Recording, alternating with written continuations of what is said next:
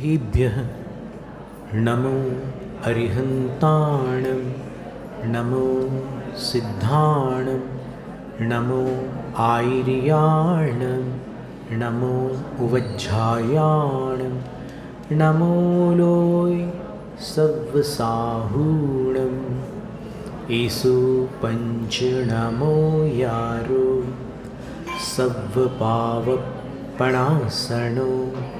मंगलाणं च सव्वेसिं पढमं हवै मंगलं चत्तारि मंगलम् अरहन्त मंगलं सिद्ध मंगलं साहु मंगलं केवली पण्डत्तो धम्मो मंगलं चत्तारि लोगुत्तमा अरहन्त लोगुत्तमा सिद्ध लोगुत्तमा साहु लोगुत्तमा केवली पण्डत्तो धम्मो लोगुत्तमा चत्तारि शरणं पव्वज्जामि अरहन्त शरणं पव्वज्जामि सिद्ध शरणं पव्वज्जामि साहु शरणं पव्वज्जामि केवली पण्डत्तो धम्मो शरणं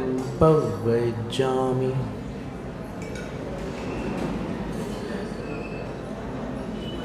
तीनों जगत और तीनों कालों के पंच परम गुरु अरहंत सिद्ध आचार्य उपाध्याय और सर्व साधु परमेष्ठी भगवंतों को भक्तिपूर्वक नमस्कार।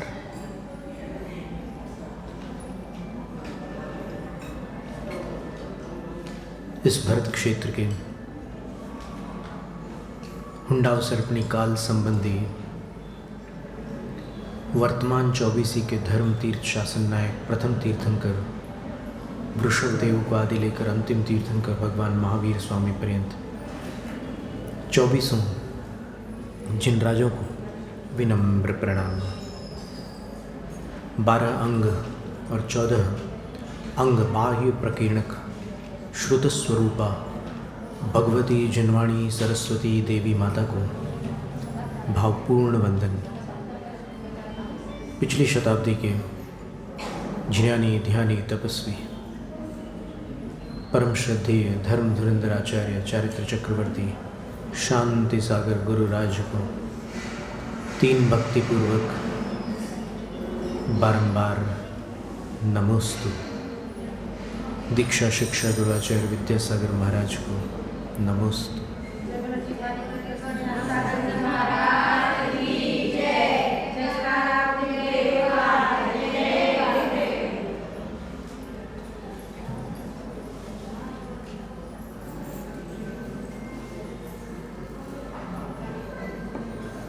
माया शुभ है अथवा अशुभ? इस प्रश्न का उत्तर दीजिए।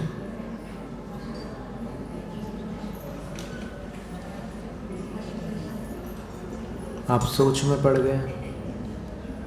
कुछ लोग धीरे धीरे बोल रहे हैं अशुभ अशुभ। आगम क्या कहता है?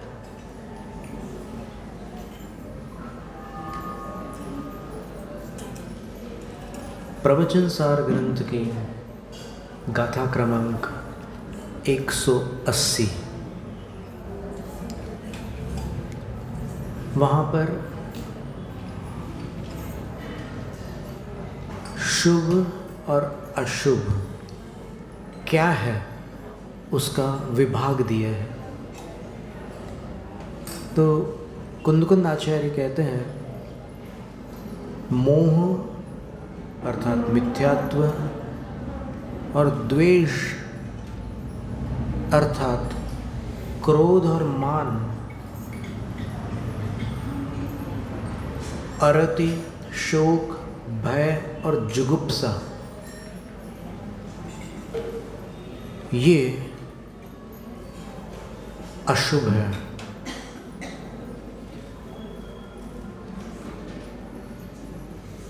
लेकिन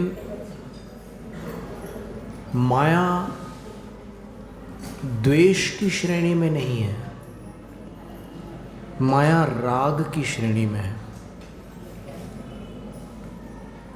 तो राग भी दो प्रकार का होता है। तीव्र कषाय से होने वाला राग अशुभ राग, और मंद कषाय से होने वाला राग शुभ राग। तो अगर माया तीव्र कषाय रूप है तो अशुभ है, और मंद कषाय रूप है तो शुभ भी हो सकती है। आप पूछेंगे कि शुभ माया का कोई नमूना, उदाहरण, दृष्टांत है क्या? तो उत्तर है कि आप प्रथमान योग में देखेंगे तो आपको उदाहरण मिलेगा। जब वृषभदेव तीर्थंकर के गृहस्थ जीवन में 83 लाख पूर्व काल का समय व्यतीत हो गया, तब इंद्र ने विचार किया कि जीवन का बहुभाग निकल चुका है, मात्र 1 लाख पूर्व आयु शेष है। तो अब इनको कोई वैराग्य का कारण मिल जाए तो ये दीक्षित होकर तपस्वी होंगे, तप करके केवली होंगे, केवली होकर उपदेश करेंगे, तीर्थंकर हो जाएंगे। तो इंद्र ने क्या किया? क्रोध किया, मान किया, माया की या लोभ? वो जो वहाँ पर कार्यक्रम आयोजित हुआ भगवान की जन्म जयंती पर, तब वो सब क्या था? वो जो कुछ भी प्रपंच हुआ, वो अप्सरा नृत्य कर रही है, और नृत्य करते करते उसकी आयु पूर्ण हो रही है, और उसके स्थान पर उसका रूप धारण करके कोई अन्य अप्सरा नृत्य जारी रख रही है। किसी को पता नहीं है वहाँ क्या हुआ है, सिर्फ सुरपति और जिनपति को पता है कि क्या हुआ है। तो ये क्या था? ये इंद्र की माया थी कि नहीं थी? क्योंकि उसने सबकी दृष्टि में सत्य को छुपाया, लेकिन वो जानता था कि इनसे नहीं छुपेगा सत्य, और इतनी कुशलता से वो नृत्य आयोजित हुआ था। वो अप्सरा भी बहुत कुशल थी। जो नवीन अप्सरा आई, उसने किसी को भनक तक नहीं पड़ने दी कि वो नवीन है। लेकिन जब नृत्य समाप्त हुआ, तब परिणाम क्या निकला? भगवान को वैराग्य हुआ। उन्होंने दीक्षा का उपक्रम किया। लौकांतिक देव उनकी अनुमोदना करने आए, और उन्होंने अयोध्या का राज्यभार ज्येष्ठ पुत्र भरत को दिया, बाहुबली को पोदनपुर का, वृषभसेन को पुरिमतालपुर का, ऐसे अन्य भी पुत्र थे, विश्वकर्मा आदि। उन सबको व्यवस्थित करके फिर स्वयं दीक्षा के लिए उन्होंने प्रयाण किया, और उस प्रयाण का चित्रण जब धर्मस्थल के पंच वैभव महोत्सव में मंच पर दिखाया गया, तो बड़े बड़े ज्येष्ठ कलाकार वहाँ उपस्थित थे, तो जिस कलाकार ने वृषभ देव का रूप धारण किया था, उन्होंने ऐसा अभिनय किया, संवाद पूरे कन्नड़ में चल रहे थे, लेकिन अभिनय इतना अद्भुत था कि वहाँ उपस्थित कन्नड़ न समझने वालों की आंखों में भी आंसू आ गए। ऐसा चित्रण था वैराग्य का। और उस समय एक गीत भी चल रहा था, वो गीत भी वैराग्य गीत था। और वो जो अभिनय कर रहे थे, मतलब उनकी मुख मुद्रा से लग रहा था कि इस संसार में कोई सार नहीं है, ये कुछ जो कुछ भी मुझे प्राप्त है ये संयोग मात्र है, और जहाँ संयोग है वहाँ वियोग है, जहाँ भोग है वहाँ रोग है, जहाँ योग है वहाँ उपयोग है। बस वो पीछे नहीं मुड़े। उसके चित्रण में उन्होंने वहाँ पर ये दिखलाया कि वो मंच पर मुकुट अलग करते हैं, फिर ऐसे नीचे उतरते उतरते क्रम से वो कुंडल कहीं बीच में छोड़ देते हैं। वैसे तो शास्त्रों में जो वर्णन है वो तो उनको पालकी पर ले जा करके फिर वहीं जा कर के सब कुछ छोड़ते हैं, पर यहाँ पर एक नाट्य था तो उन्होंने वैसा चित्रण किया। तो वो जब एक एक आभूषण त्यागते हैं तब सब दर्शकों के अंदर भावना हिलोरे ले रही होती है कि वास्तव में इतने बड़े सम्राट जो आदि ब्रह्मा माने जाते थे, उन्होंने भी इंद्र के इस उपक्रम के कारण त्याग का मार्ग चुन लिया।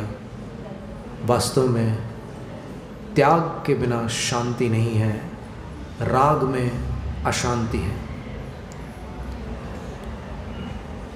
और फिर वहाँ जाकर के पंचमुष्टि केशलोंच त्रिसाक्षी का दीक्षा, और फिर 6 महीने के लिए कायोत्सर्ग में उपवास पूर्वक स्थित हो जाना, स्नेहवश 4000 अन्य भी उनके साथ उनका अनुकरण करते हुए, वो जैसा कर रहे थे वैसे ये भी कर रहे थे। अब 5 मुट्ठी से नहीं खींचे तो फिर 500 मुट्ठियों से उन्होंने बाल उखाड़े जैसे तैसे, और फिर वस्त्र आभूषण आदि उन्होंने भी छोड़े, और सारे के सारे उनको देख करके वैसे वो ऐसे खड़े हैं, अच्छा अपने को भी ऐसे ही खड़े रहना। उन्होंने पूरा अनुकरण किया, लेकिन अनुकरण से महानता नहीं आती कभी भी। कोई भी नकल करने वाला आज तक इस धरती पर महान नहीं बना। महानता अंदर से आती है, मौलिकता से आती है। डुप्लीकेट व्यक्ति कभी महान नहीं होता, ओरिजिनल होता है वो महान होता है। तो इंद्र ने जो माया की वो प्रशस्त माया थी या अप्रशस्त, उदाहरण से स्पष्ट हो गया कि माया के 2 भेद होते हैं। इसी प्रकार लोभ के भी 2 भेद होते हैं। आज लोभ की चर्चा नहीं है, तो ये जो प्रशस्त माया है वो कहीं कहीं उपकारी होती है।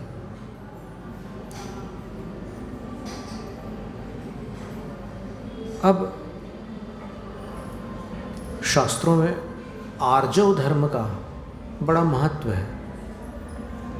कुछ उदाहरण भी आते हैं आराधना कथा कोश, पद्म पुराण आदि ग्रंथों में कि कपट के कारण मुनियों को भी हानि हुई है, ऐसे उदाहरण आते हैं। तो फिर गृहस्थों का तो कहना ही क्या है। जब मुनि अवस्था में कपट करने से हानि हो जाती है तो फिर गृहस्थ, उसके पास उतना तप भी नहीं है, त्याग भी नहीं है, वो अगर वैसा करेगा तो फिर उसका क्या होगा, सोचने की बात है। इसलिए जीवन जितना भी सरल, स्ट्रेट फॉरवर्ड, स्वच्छ विचार, स्पष्ट वचन और सीधा आचरण। खुली किताब हो जीवन, कुछ छुपाना ना पड़े। जो छुपाने योग्य नहीं है उसको छुपाना पाप है। आर्जव का अर्थ क्या है? जैसे मार्दव शब्द मृदु से बना था, तो आर्जव शब्द किससे बना होगा? ऋजु से। आपने ऋजु शब्द तत्वार्थ सूत्र के प्रथम अध्याय में सुना है? कहाँ? मनः परे ज्ञान के दो भेद में पहला भेद क्या था? ऋजुमति, ऋजुमति, और दूसरा विपुलमति। तो ऋजु का अर्थ होता है सरल, सीधा। आदिनाथ भगवान के काल में जो मनुष्य थे वो ऋजु जड़ थे, और महावीर भगवान के काल के मनुष्य वक्र जड़ हैं। तो ये इस काल में विशेष आर्जव धर्म का महत्व होता है, क्योंकि इस काल में पैदाइशी वक्र जड़ है लोग। वक्र का अर्थ टेढ़ा। इसलिए ऋजु का जो भाव है उसको आर्जव कहते हैं। मृदु का अर्थ होता है नरम। कोई नरम वस्तु उसको मृदु कहते हैं। हमने कल उदाहरण दिया था कि जैसे कभी कभी कोई सूखी हुई वस्तु, पॉपकॉर्न है या फिर मखाना है, आप कुछ देर हाथ में पकड़ के रखते हैं तो आप मराठी में बोलते हैं मऊ झाले।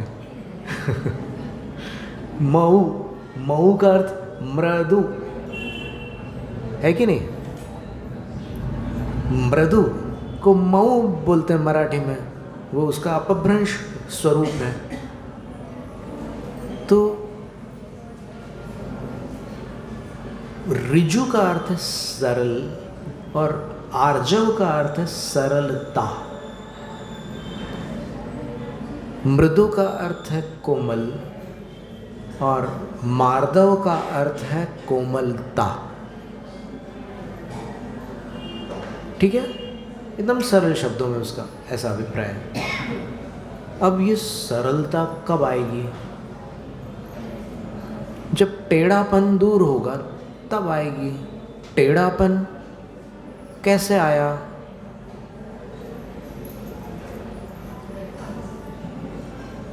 बोलो, किसके उदय से आया?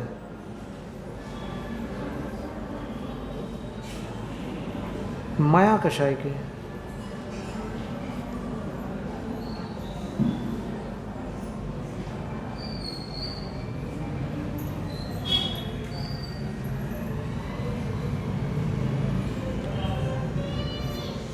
तो इसके विषय में एक गाथा है, जो चिंतेन वंकम न कुणदि वंकम न जंपदे वंकम नय गोवदनीय दोषम अज्जवधम्मो हवे तस्। कार्तिकेयानुप्रेक्षा की 396वीं गाथा। स्वामी कुमार कार्तिकेय मुनिराज कहते हैं कि जो टेढ़े विचार नहीं करता, टेढ़ा आचरण नहीं करता और टेढ़ी मेढ़ी बातें नहीं करता,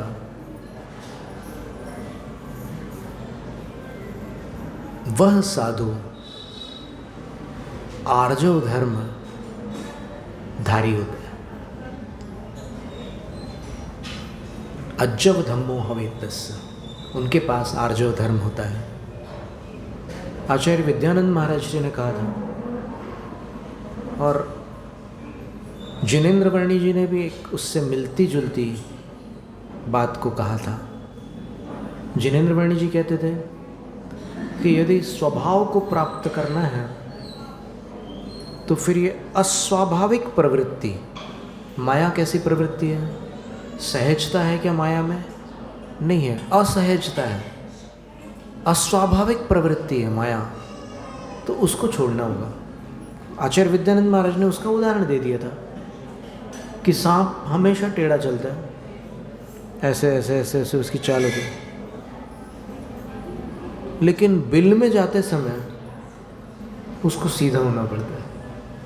इसी प्रकार जीव कितना भी टेढ़ा चले, मोक्ष जाते समय, मोक्ष अपना खुद का घर है, अभी तक अपन पराये घरों में रह रहे हैं। दौलत राम जी ने एक भजन भी लिखा था, हम तो कबहू न निज घर आए, पर घर फिरत बहुत दिन बीते, नाम अनेक धराए।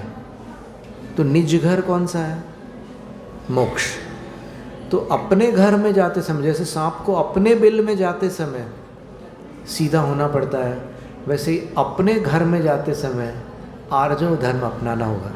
लेकिन अभी यहाँ पर ये जो 10 धर्मों का वर्णन है, ये मुनि की प्रवृत्ति को निर्दोष बनाने के लिए है। ये ध्यानावस्था वाले धर्म नहीं है, ये प्रवृत्तिकालीन धर्म है। इसलिए ये 10 धर्म शुभोपयोग रूप है, शुद्धोपयोग रूप नहीं, क्योंकि शुद्धोपयोग प्रवृत्ति रूप नहीं होता, शुद्धोपयोग ध्यानात्मक होता है, निवृत्ति रूप होता है, गुप्ति काल में होता है। समितियों के समय शुद्धोपयोग नहीं होता, गुप्तियों के समय होता है। ये शास्त्रीय भाषा है, साधुओं के जीवन की ये चर्या है। नय गोवधि निय दोषम, ये बहुत ज़बरदस्त बात लिखी इसमें। देखो, जो टेढ़े विचार नहीं करते, जो कपट भरा आचरण नहीं करते, जो आड़ी टेढ़ी बातें नहीं करते, तो इतने मात्र से आर्जव धर्म हो गया क्या? नहीं, एक बात और बाकी है, उसको और जोड़ना पड़ेगा। जो अपनी बुराई को छिपाते नहीं हैं, वो साधु आर्जव धर्म के धारी होते हैं। ये बड़ी महत्व की बात है।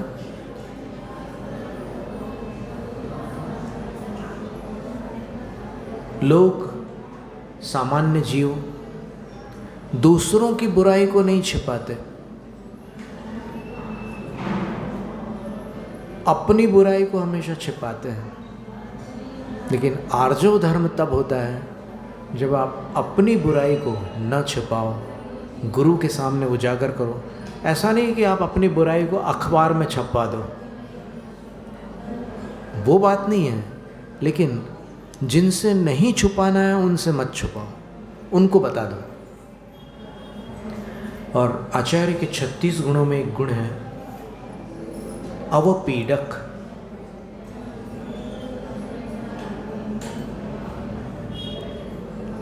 वो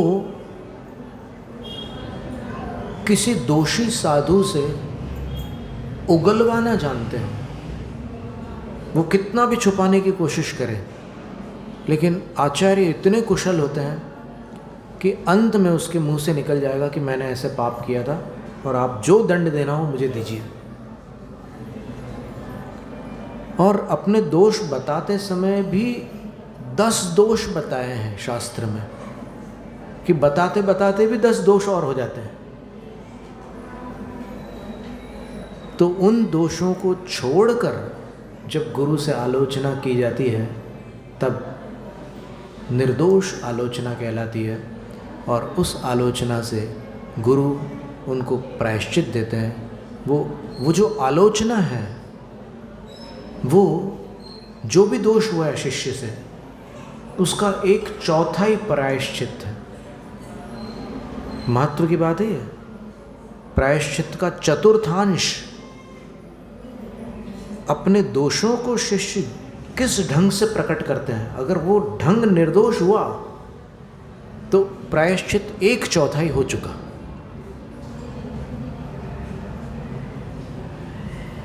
बाकी जो 3/4 है उनकी चर्चा कभी और देखी जाएगी, वो भी बड़े महत्वपूर्ण है। लेकिन ये प्रथम अंश जो है 1/4 प्रायश्चित, अपने दोषों को गुरु से बताना, बिल्कुल निश्चल होकर जैसे बच्चा माँ को सब बता देता है कि आज मैंने क्या किया, सब बता देता है, कुछ छुपाता नहीं है। वैसे ही शिष्य गुरु को सब बता देता है, कुछ छुपाता नहीं है, और तभी कल्याण होता है। आयरियो विय वेज्जो शिष्यो रोगी भेषजम चर्या। क्योंकि आचार्य वैद्य है, डॉक्टर है, चिकित्सक है, शिष्यो रोगी, और शिष्य क्या है? बीमार है, रोगी है। और भेषजम दवाई क्या है? चर्या। जो चर्या गुरु बताएंगे कि तुम्हें ये करना पड़ेगा, तुमने ऐसी गलती की है, तो फिर रोग दूर हो जाता है। रोग मुक्ति का यही उपाय है। सब लोग ऐसे ही तो करते हैं ना। 4 तरह के अस्पताल होते हैं। एक शारीरिक रोगों के अस्पताल, सबको पता है। कितने तरह के हॉस्पिटल्स होते हैं? कैंसर हॉस्पिटल, फिर कुछ हड्डियों का इलाज, टीबी हॉस्पिटल अलग होते हैं। बहुत प्रकार के अस्पताल होते हैं, वो सब शारीरिक इलाज करने वाले थे। कहीं एक्सरे होता है, सोनोग्राफी होती है, MRI होता है, CT स्कैन होता है, एक्को होता है, ECG होता है, दुनिया भर के टेस्ट्स होते हैं, TMT और ज़माने की सब जांचें होती है। शारीरिक रोगों को जांच कर उसका उपचार बताने वाले जो चिकित्सक होते हैं, वहाँ जाने से वहाँ तो कुछ भी छुपा नहीं सकते आप। देखो, साइंस और सिम्टम्स 2 चीज़ें होती हैं। जो जांच में पकड़ में आती है उसको साइंस कहते हैं, और जो मरीज़ से डॉक्टर पूछता है कि तुमको कैसा लगता है, तुम बताओ। अब हमने यहाँ चेकअप तो कर लिया कि हमें तो ये चीज़ें पकड़ में आ रही है, तुम्हें कैसा लगता है? तो अगर उसमें मरीज़ कपट करेगा, कोई बात छुपाएगा किसी भी कारण से, तो फिर उसका इलाज नहीं हो सकता। इसी प्रकार अगर आपको अपने आप को पवित्र करना हो तो अपनी बुराई गुरु से नहीं छिपानी है, बताने। और ध्यान रखना कि किसी भी साधु के पास जाकर अपनी बुराई मत बताना, क्योंकि कई साधु उसको उजागर करने के आदी होते हैं। एक बार वर्धा में किसी बहन ने बताया कि मेरे से बहुत बड़ी गलती हो गई है, मैंने गलत संगति में शराब पी ली है।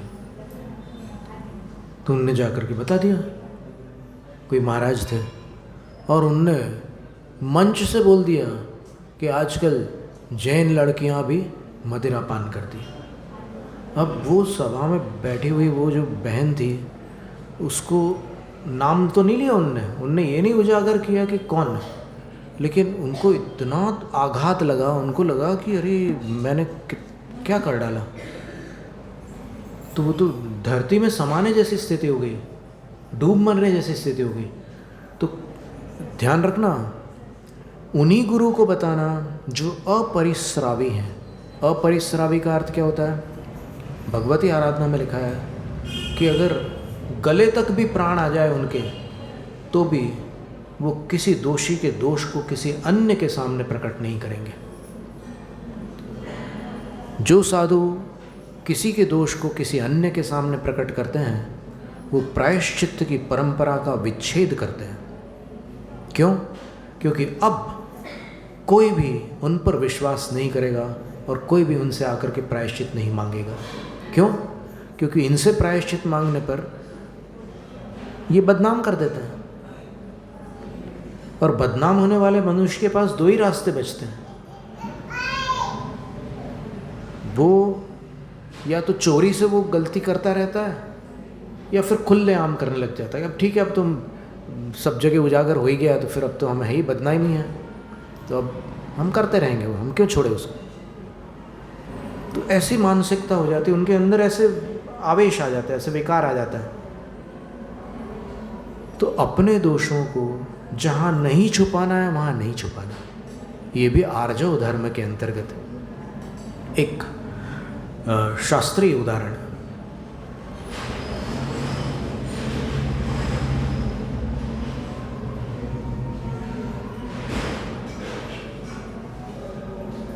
उत्तम क्षमा के दिन हमने बताया था कि उपाध्याय के पास 8 प्रकार का ज्ञानाचार होता है, क्योंकि वो ज्ञान देते हैं, वो पठन और पाठन करते हैं। उनका एक नाम शिक्षक भी है, उनका एक नाम पाठक भी है, उनका एक नाम उपदेशक भी है, उनका नाम उपाध्याय भी है। वो ज्ञान गुरु हैं। तो ज्ञान देने में और लेने में कुछ 8 नियम अनिवार्य होते हैं। पहला तो आपको उच्चारण शुद्ध करना पड़ेगा। उच्चारण गलत होगा तो फिर अर्थ का अनर्थ हो जाएगा। जैसे कल शाम को यहाँ पर एकांकी हो रही थी ना, हो रही थी। अब अगर एकांकी में से अनुस्वार को छोड़कर अगर कोई बोले एकाकी हो रही थी, तो एकाकी हो रही थी का क्या अर्थ निकलेगा बताओ। कोई अगर बड़ी को बिड़ी बोल दे तो क्षिपेत को क्षपेत बोलते हैं अधिकतर लोग यहाँ महाराष्ट्र में। क्षपेत अशुद्ध उच्चारण है, क्षिपेत ये शुद्ध उच्चारण है। सन्निधिकरणम, सन्नधिकरणम नहीं है, सन्निधिकरणम है। बहुत सारी बातें। उच्चारण की शुद्धि ज्ञान प्राप्ति का प्रथम नियम है। दूसरा नियम अर्थ प्रासंगिक निकालना, उल्टे सीधे अर्थ नहीं निकालना। न्याय ग्रंथों में एक उदाहरण आया कि राजा सेनापति से बोलता है सैंधवम आनय, सैंधव लेकर के आओ। उस सैंधव शब्द के 2 अर्थ होते हैं। क्या? सिंधु देश का जो घोड़ा होता है जो युद्ध में काम आता है, स्टालियन बोलते हैं अंग्रेजी भाषा में उसको, युद्ध का घोड़ा। राजा अगर सेनापति से कह रहा है सैंधवम आनय, तो उसका अर्थ क्या होगा? युद्ध का घोड़ा लेकर आओ। और अगर कोई ग्राहक किराने की दुकान में जाकर के बोलता है कि सैंधवम आनय, तो वहाँ पर क्या अर्थ होगा आप जानते हो? सैंधव, सेंधा नमक को भी बोलते हैं। और दोनों अगर अर्थ उलट पलट कर दे, सेनापति सेंधा नमक लेकर के आ जाए और वो दुकानदार घोड़ा लेकर के आ जाए, तो लोक व्यवहार चलेगा क्या? चल ही नहीं सकता। इसी प्रकार धर्म व्यवहार भी आगम के अर्थ का अनर्थ करने से नष्ट होता है। समझ में आया?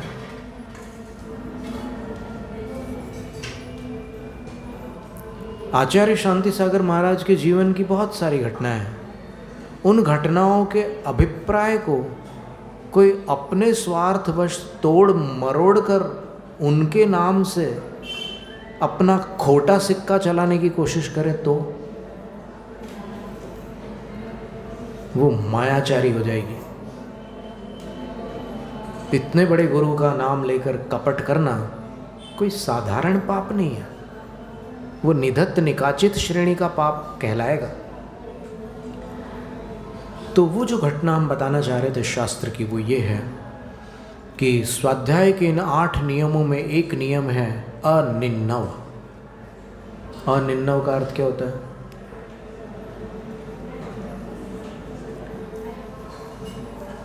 जिस शास्त्र से या शास्त्रकर्ता जो आचार्य हैं उनसे अथवा अपने गुरु से मुझे ज्ञान प्राप्त हुआ है, मैं कभी भी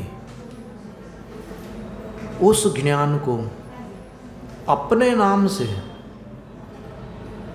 जग जाहिर न करते हुए उनका अवश्य स्मरण करूं। जिनका उपकार है उनका नाम न लेना निन्नव है। पद्म पुराण से कोई बात आपको हृदय तक लग गई, जैसे पद्म पुराण का 14वां पर्व पढ़ने वाले फिर दोबारा रात्रि भोजन करने की हिम्मत नहीं करते। आपको जानकारी है? एक बार मडावरा में जैन मंदिर के अंदर पद्म पुराण की वचनिका हो रही थी। सायंकाल जब दिन ढलता था तो फिर लोग आरती पूजा, आरती और फिर और जो पाठ वगैरह करते हैं ना शाम को, पूजा तो सवेरे करते हैं वहाँ, तो वहाँ पर पाठ वगैरह करने के बाद उन्होंने बच्चे निकाल रखे पद्म पुराण की। और उस मंदिर के पास एक अजैन घर था, और उस अजैन घर का एक बालक था, गणेश उसका नाम था। वो बालक सुन रहा था। तो पद्म पुराण का जब 14वां पर्व वहाँ पढ़ा जा रहा था, तो बालक बहुत ध्यान से सुन रहा था। और उस पर्व को सुन करके उस अजैन बालक ने रात्रि भोजन का त्याग कर दिया। उसके कुटुंब में विरोध हुआ, समाज में विरोध हुआ, लेकिन उसने फिर रात्रि भोजन नहीं लिया। और वो बालक, उसने जब अपनी जीवनी सागर में ऐसे सुनाई थी, तब वो वैश्य वर्ण का असाटी जाति का बालक था। बड़ा होने के बाद उन्होंने अपनी जीवनी जब वहाँ सुनाई है सागर में, तो वो बोलते हैं कि उस रात्रि भोजन के त्याग ने मुझे जैन बना दिया। अब जैनों को बोलना पड़ता है कि रात्रि भोजन छोड़ो। क्या ज़माना है। और वो गणेश बालक प्रसिद्ध गणेश प्रसाद वर्णी बना। बड़े वर्णी जी बोलते थे जिनको, वो वही थे। एक बार हम भी पद्म पुराण से कथा कर रहे थे अमरावती में, श्री राम की कथा हम सुना रहे थे।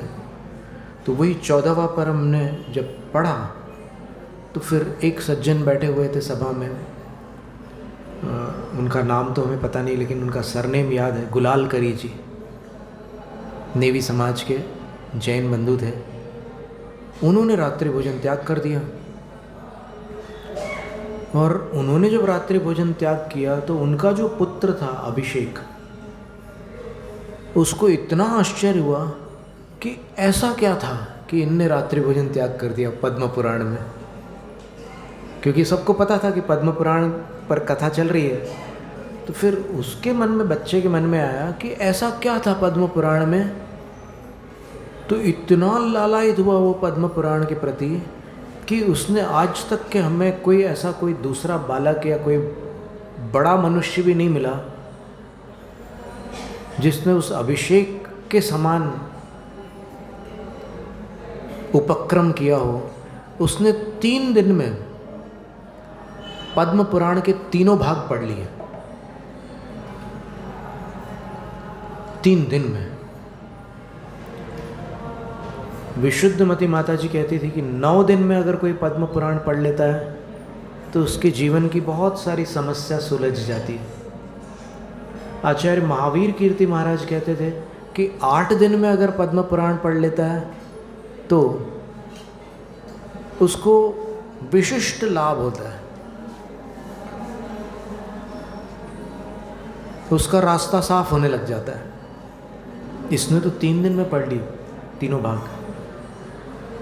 और समझ में आ गया कि रात्रि भोजन का त्याग कितना महत्वपूर्ण है। जो निशि भोजन ना करे, पानी पीवे छान, नित्य देव दर्शन करे, सो जैनी पहचान। अब आप पहचान लीजिए, जिनको पहचान ना हो। खैर ये दोहा अभी इसी पंचम काल में लिखा हुआ है, हम नहीं लिखा था। वहाँ पर यही लोग चर्चा करते थे कि 3 नियम रहते ही हैं जैनों के। पानी छान करके पीते हैं, रात को खाना नहीं खाते, और नित्य देव दर्शन करते हैं। और इस बात को संगीतकार आनंद जी ने भी स्वीकार किया था। जब उनका इंटरव्यू हुआ था तब उन्होंने बोला था कि हम लोग जैनी हैं, हम लोग उस तरफ के जैनी हैं, कच्छ तरफ, गुजरात में जो उस तरफ कच्छ एरिया है ना, वहाँ के जैनी हैं। और हमने कुछ बातें जैन धर्म की भी, हम हमेशा अपने गीतों में एकाध पंक्ति दार्शनिक रखते हैं। ये आनंद जी के वचन हैं। और हमने मुकेश से गुजराती जैन गीत गवाया है।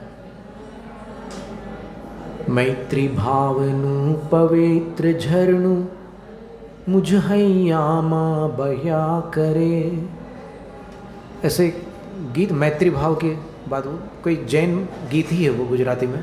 तो वो अभी सब स्कूलों में वो प्रार्थना के रूप में पढ़ा जाता है गुजरात में।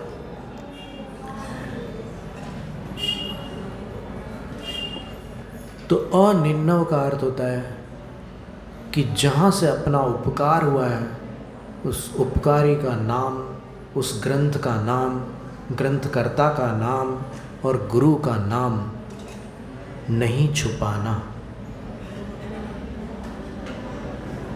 भगवान महावीर स्वामी के समव शरण में, प्रत्येक तीर्थंकर के समव शरण में 20,000 सीढ़ियाँ होती है और वो उनके पैरों के अनुसार होती। तीर्थंकरों के घुटने से नीचे पैर होता है ना, उसके अनुसार ही वो सीढ़ियाँ होती हैं। सब तीर्थंकरों की वो 20,000 सीढ़ियाँ एक ही साइज़ की नहीं होती है। अगर एक साइज़ की होगी तो फिर महावीर स्वामी के काल के लोग वो एक सीढ़ी भी नहीं चढ़ पाएंगे। आदिनाथ भगवान जैसी अगर सीढ़ी होगी तो वो उन तीर्थंकर की आकृति के अनुरूप सीढ़ियाँ होती है। तो उन 20,000 सीढ़ियों पर सारे मनुष्य चढ़ कर के जाते हैं। देव लोग ऐसे ऊपर से आते हैं। तो वो जब चढ़ कर के जा रहे थे तो राजा श्रेणिक ने 2 मुनियों को देखा। एक ऐसे सामने चल रहे थे और दूसरे पीछे चल रहे थे। पीछे चलने वाले जो मुनि थे वो बड़े तेजस्वी थे, तो उनके तेज से राजा प्रभावित हुआ। रत्न संदीप उनका नाम था। तो उन्होंने मुनिराज को नमस्तु करके ऐसे चलते चलते कहा कि हे मुनिराज,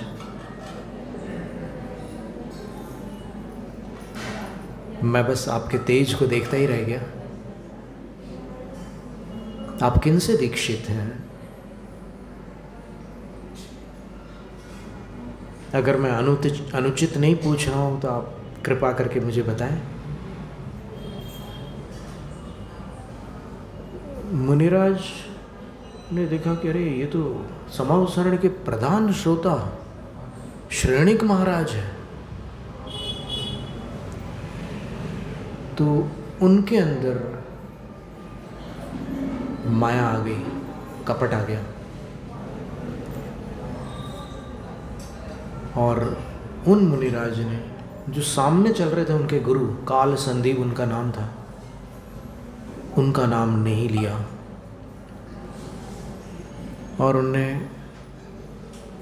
राजा श्रेणिक से उस कर्म के आवेग में, माया कषाय के उदय में, उदीरणा में ये कहा कि हे राजन,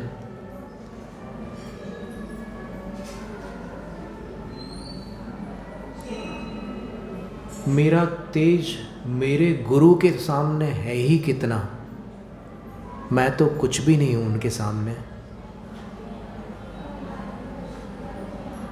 आप मेरे तेज पर आश्चर्य मत करो। मेरे गुरु संसार में सबसे तेजस्वी साक्षात तीर्थंकर महावीर स्वामी हैं। उनने महावीर स्वामी को अपना गुरु बता दिया और जैसे ही उनने ये वाक्य पूर्ण किया, उनका शरीर कोयले जैसा काला हो गया, क्योंकि वो समव शरण की भूमि थी। वहाँ पर तत्काल इंस्टेंट कर्मा बोलते हैं आजकल, वो स्थिति थी। तुरंत उनका शरीर काला कोयले जैसा हो गया। राजा को बड़ा आश्चर्य हुआ कि ये क्या हो गया, ऐसा क्यों हो गया। और वो फिर वहाँ अंदर आए भी नहीं समव शरण में। वो फिर सीढ़ियाँ उतर करके कहीं बाहर, समव शरण के बाहर चले गए। तो राजा का मन बहुत क्षुभित था, आकुलित था कि अरे मैंने मुनि महाराज से प्रश्न किया, उन्होंने उत्तर दिया और उसके बाद ऐसी दुर्घटना कैसे हो गई। राजा को बहुत दुख हुआ। और फिर राजा ने वहाँ समोसरण में अंदर जा कर के, वहाँ नियम है कि 3 प्रदक्षिणा सब लगाते हैं, जो भी प्रवेश करता है भगवान की 3 परिक्रमा लगाती ही हैं सब।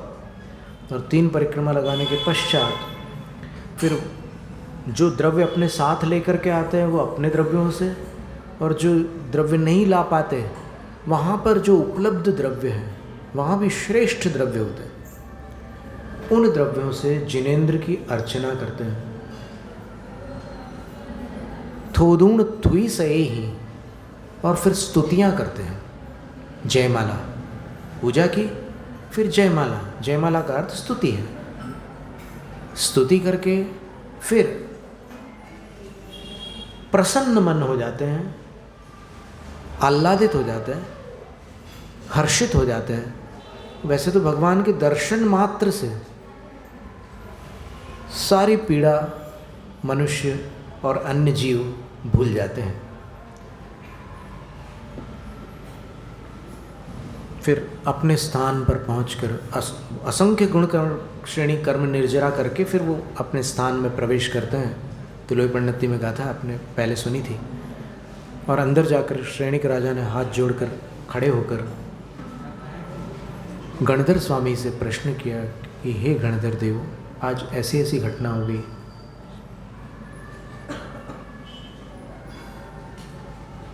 तो मेरा मन बड़ा अशांत हो गया था। यहाँ आने के बाद मेरा मन थोड़ा शांत है, आप मुझे बताइए कुछ। पर राजा श्रेणिक जब ये करने जा रहा था तो फिर वो गणधर के निकट आ गया,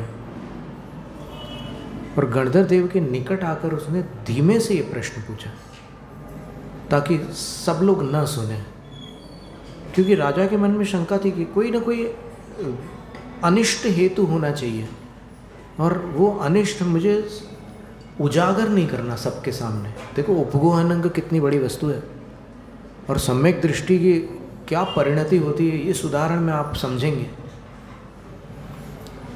तो राजा ने सबको सुनाई दे इस तरीके से नहीं बोला, धीमे से पूछा। तो गणधर देव ने राजा से कहा कि राजन, उन्होंने निन्नव का पाप किया जिसके कारण उनकी ऐसी दशा हो गई। समवसरण में पाप करना वर्जित है। उन्होंने निन्नव का पाप किया, उन्होंने अपने गुरु का नाम छुपाया। उनके गुरु तीर्थंकर नहीं थे, उनके गुरु वो जो सामने चल रहे थे, एक साधु, एकदम साधारण साधु थे। वो बिल्कुल ऐसा लग नहीं रहा था कि वो कोई बहुत विशेष साधु होंगे। लेकिन कई बार क्या होता है कि जो साधारण लगते हैं वो विशेष होते हैं।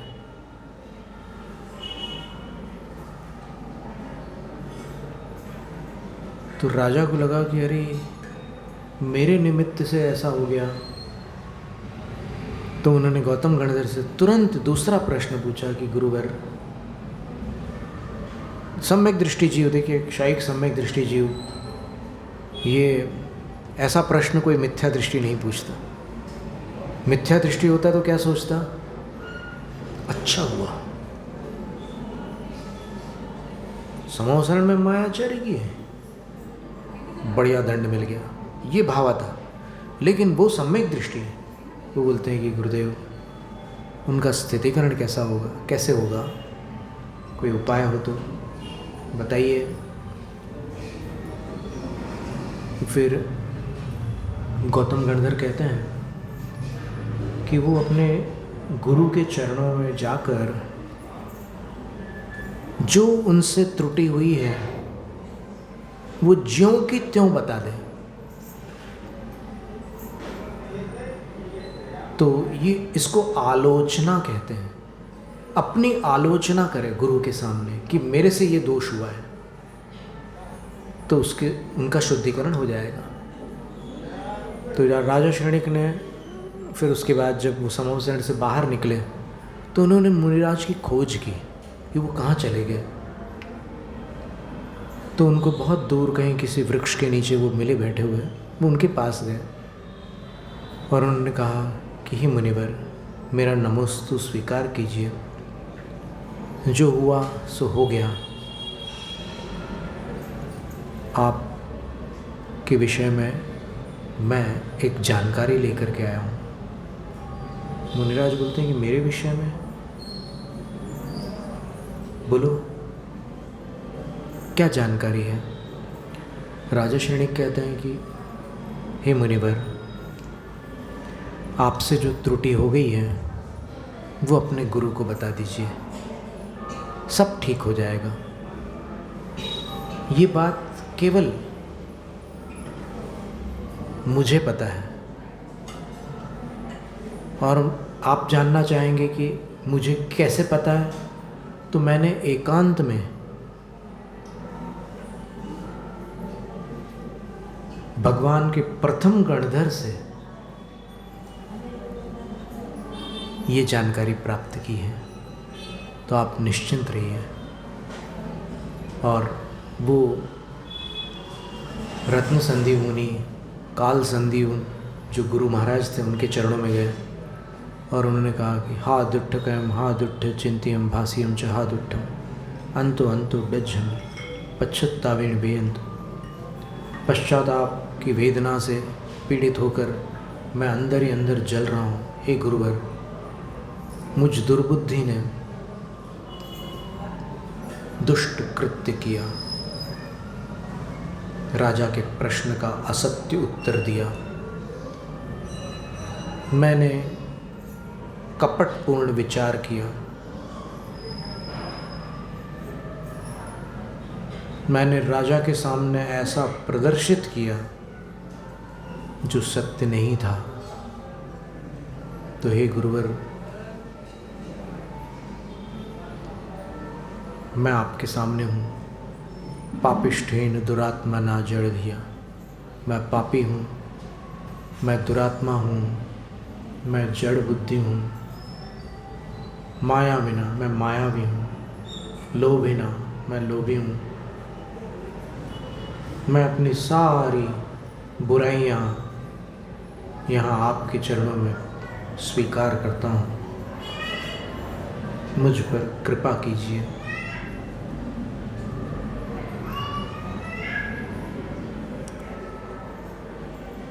तो फिर गुरु महाराज ने जो भी बताना था बताया उनको, और उनका तेज वापस लौट करके आ गया। देखो कितनी बड़ी बात है। इससे स्पष्ट होता है कि माया तेज का नाश करती है, अंतस तेज का और बाह्य तेज का।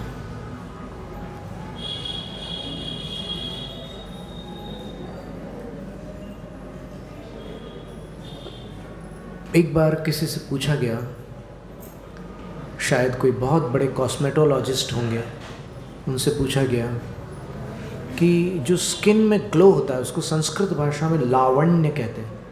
रूप का अर्थ है सुंदरता और लावण्य का अर्थ है कांति, चमक। वो कैसे आती है? तो बोले कि 2 उपाय से आती है, और बाकी सारे उपाय जो है वो ऊपरी है। आप कोई ऐसी क्रीम वीम लगा लो और चमकने लग जाओ, वो सब बनावटी उपाय। अंदर के 2 उपाय क्या? एक तो ध्यान करने से, जो भी ध्यान करते रहेंगे उनमें तेज आ जाता है, और दूसरा हमेशा प्रसन्न रहने वाले तेजस्वी होते हैं। कितनी अद्भुत बात है। खुश रहो, हमेशा खुश रहो। अरे रोने से कोई दुनिया बदलती है क्या? अपना मन आकुलित होता है और कुछ नहीं होता। उदास रहने से क्या होता है? असाता का बंध, और कुछ तो नहीं होता। कोई बड़ी उपलब्धि हो जाती है क्या उदास रहने से? 10 लोग पूछेंगे भाई क्या हो गया यार, तेरा चेहरा ऐसा क्यों? अब क्यों पूछवा रहे हो उनसे? चेहरा नॉर्मल रखो तो वो उनका गला कम सूखेगा भाई, उनका पानी कम वेस्ट होगा। उतना पानी तो वेस्ट हो रहा है ना वो शब्दों में बोल रहे हो तो। मस्त रहो, स्वस्थ रहो, व्यस्त रहो। ये सुयश गुप्त महाराज श्री ने ये वचन कहे थे, हमें बहुत पसंद है तो हम आपको सुना देते हैं। मस्त रहो, स्वस्थ रहो, व्यस्त रहो।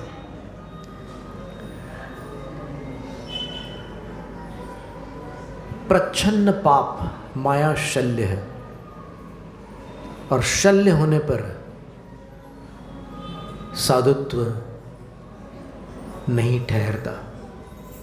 इसलिए अगर अपने अंदर राग है तो है, स्वीकार करो। राग होते हुए अपने आप को वीतरागी मत दिखाओ, क्योंकि दिखावे का नाम ही माया है।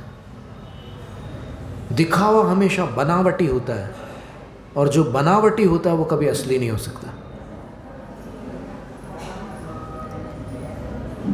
आगम की बात कर रहे हो तो ये मत कहो कि मैं आगम की बात कर रहा हूँ, आप प्रमाण दो आगम के। जनता को गुमराह मत करो आगम के नाम पर। आप सत्यवादी हैं तो सत्य बोलो, और कोई भी सम्यक दृष्टि आगम के नाम पर असत्य नहीं बोलता। और आपको पता है,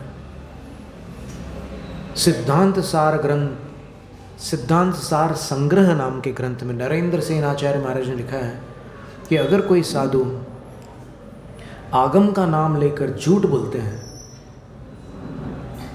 आगम का मनमाना अर्थ करते हैं, उनका प्रायश्चित पुनर्दीक्षा है। पुनर्दीक्षा 10वें अध्याय में लिखा हुआ है। कितना बड़ा प्रायश्चित हो गया। 40 साल के भी दीक्षित क्यों ना हो, अगर वो आगम के नाम पर असत्य वचन बोलते हैं तो उनका प्रायश्चित पुनर्दीक्षा है। कितनी बड़ी बात है। देखो, भूल चूक हो जाना अलग बात है, पहले भी हम बता चुके हैं कि भूल चूक होना अलग बात है, लेकिन जो जानबूझ करके ऐसा कर रहे हैं उनका प्रायश्चित पुनर्दीक्षा है।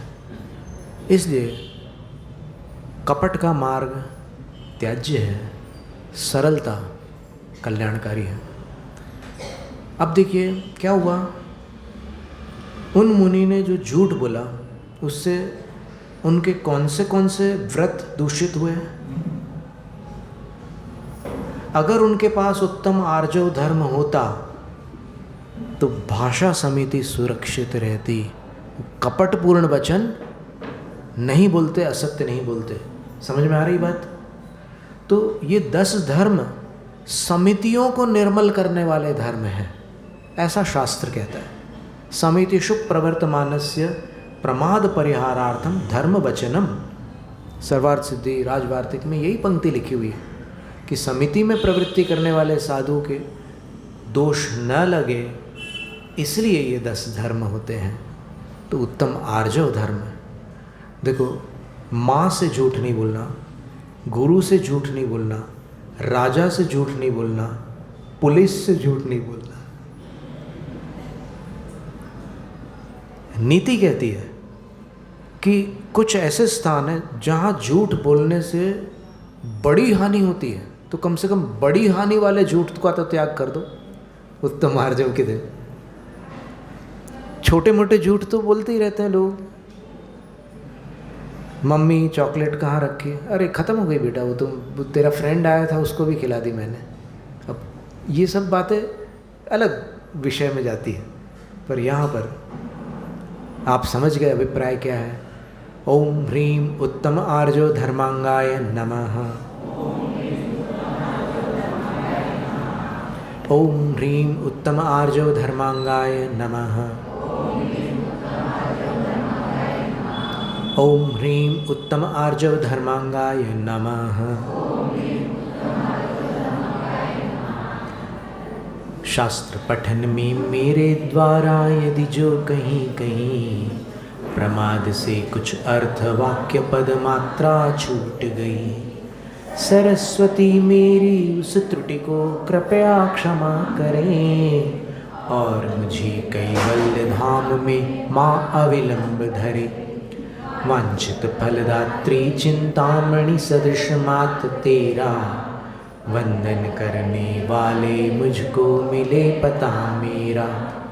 बोधि समाधि विशुद्ध भावना आत्म सिद्धि मुझको मिले और मैं पा जाऊँ माँ मोक्ष महासुख को।